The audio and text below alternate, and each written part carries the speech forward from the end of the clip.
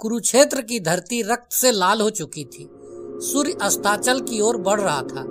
रणभूमि में लहूलुहान पड़ा एक महान योद्धा अपने जीवन की अंतिम सांसें गिन रहा था।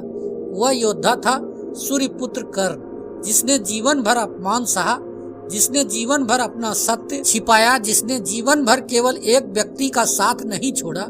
वह था महाभारत का खलनायक दुर्योधन। जब समाचार दुर्योधन तक पहुंचा कि कर्ण मृत्यु के द्वार पर खड़ा है, तो वह सब कुछ छोड़कर रणभूमि की ओर दौड़ा। उसने देखा उसका सबसे प्रिय मित्र, उसका सबसे बड़ा सहारा, उसका सेनापति सूर्यपुत्र कर्ण रक्त में सना रणभूमि में पड़ा है। दुर्योधन की आंखों से आंसू बह निकले।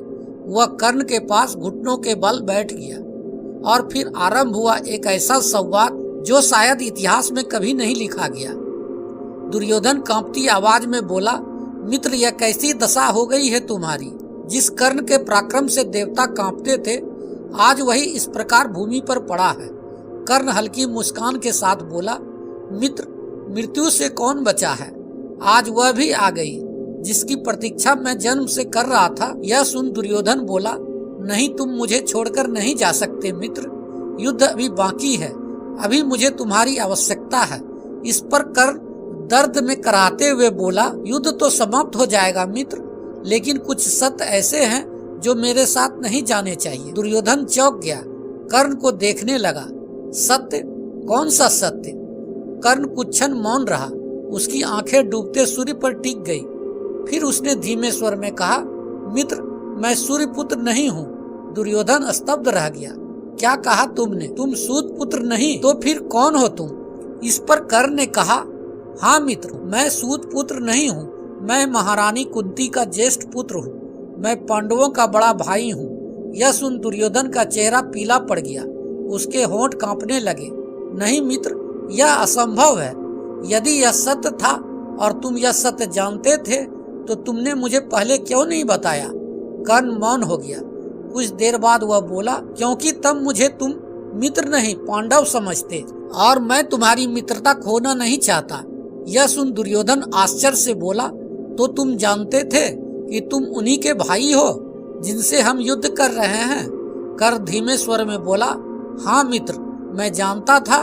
दुर्योधन के चेहरे पर आश्चर्य था, पर उसके मन में एक प्रश्न दौड़ पड़ा। अगर तुम जानते थे कि तुम माता कुंती के पुत्र हो, ज्येष्ठ पांडव हो, फिर भी तुम मेरे साथ क्यों खड़े रहे? क्यों तुमने मेरे पक्ष में रहकर अपने ही भाइयों के विरुद्ध युद्ध लड़ना चुना? कर्ण की आंखें भर आई। मित्र, माता कुंती ने मुझे जन्म तो दिया, लेकिन मुझे सम्मान तुमने किया। जब पूरी सभा मुझे सूत पुत्र कहकर अपमानित कर रही थी, तब केवल तुम थे जिसने मेरा हाथ थामा था। उसी दिन यह राधे पुत्र कर्ण तुम्हारा ऋणी हो गया। दुर्योधन की आंखों से आंसू बहने लगे। तो क्या तुमने मेरे लिए अपने भाइयों से युद्ध किया? इस पर कर्ण ने कहा, नहीं मित्र, मैंने मित्रता के धर्म के लिए युद्ध किया। रक्त का संबंध जन्म देता है, लेकिन साथ निभाने वाला भी अपना ही होता है। कुछ क्षण दोनों मौन रहे। हवा में केवल शोक था। फिर कर्ण ने दुर्योधन का हाथ पकड़ा। मित्र, अब मैं तुम्हें एक और रहस्य बताता हूँ। दुर्योधन ने आश्चर्य से पूछा, कौन सा रहस्य? कर्ण बोला, हाँ मित्र, हम हार चुके हैं। दुर्योधन के चेहरे पर पीड़ा उभर आई। तुम भी ऐसा कह रहे हो मित्र? इस पर कर्ण ने कठोर स्वर में कहा, हाँ मित्र, क्योंकि जहाँ कृष्ण है वहाँ विजय है और जहाँ अहंकार है वहाँ विनाश है। दुर्योधन ने सिर झुका लिया। कर्ण ने आगे कहा, मित्र, तुमने मुझे राज्य दिया, सम्मान दिया, पहचान दी, लेकिन तुमने एक भूल कर दी। यह सुन दुर्योधन आश्चर्यचकित हो गया। भूल?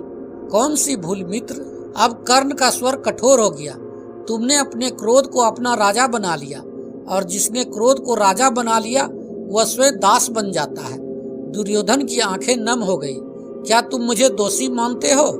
कर्ण मुस्कुराया, नहीं मित्र, मैं तुम्हें अपना मित्र मानता हूँ, और मित्र को दोष नहीं सत्य बताया जाता है। कर्ण की सांसें अब भारी होने लगी। मुझे एक वचन दो मित्र, जब लोग इतिहास लिखे तो उन्हें बताना कि कर्ण ने जीवन में बहुत कुछ खोया, लेकिन अपनी मित्रता कभी नहीं खोई।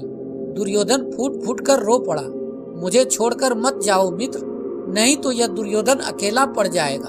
मैं तब भी विचलित नहीं हुआ था जब गुरुद्रोण मारे गए, और तब भी नहीं जब इन पांडवों ने पितामह भीष्म को बाणों की सैया पर लिटा दिया, क्योंकि मुझे तुम पर भरोसा था, क्योंकि मैं जानता था कि जब तक तुम मेरे साथ खड़े हो तो मैं पांडवों को तो क्या स्वयं देवराज इंद्र को भी परास्त कर दूंगा। मित्र, अगर तुमने मुझे पहले बताया होता कि तुम कौरव और पांडवों में सबसे ज्येष्ठ हो तो मुझे मेरे प्रिय भाइयों की सौगंध मैं तुम्हारा हाथ पकड़कर तुम्हारे हस्तिनापुर के सिंहासन पर बैठा था। मेरा सब कुछ ले लो मित्र, पर मुझे छोड़कर मत जाओ।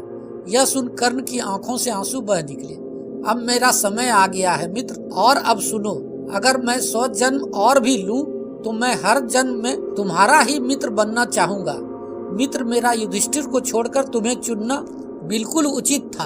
अगर तुम मामा शकुनी के बहकावे में आकर युद्ध न करते तो तुम आज भी हस्तिनापुर के राजा होते, परंतु तुमने अहंकार में आकर पांडवों के 5 गांव वाले प्रस्ताव को भी ठुकरा दिया, और उसका परिणाम यह हुआ कि आज हस्तिनापुर के लगभग सारे योद्धा मारे गए। और यह कहकर कर्ण ने अंतिम बार आकाश की ओर देखा। उसके होठों पर हल्की मुस्कान आई, और फिर महान दानवीर, महान धनुर्धर, महान मित्र कर्ण सदा के लिए मौन हो गया। अगर आपको यह वीडियो अच्छा लगा हो तो लाइक, शेयर और सब्सक्राइब अवश्य करें।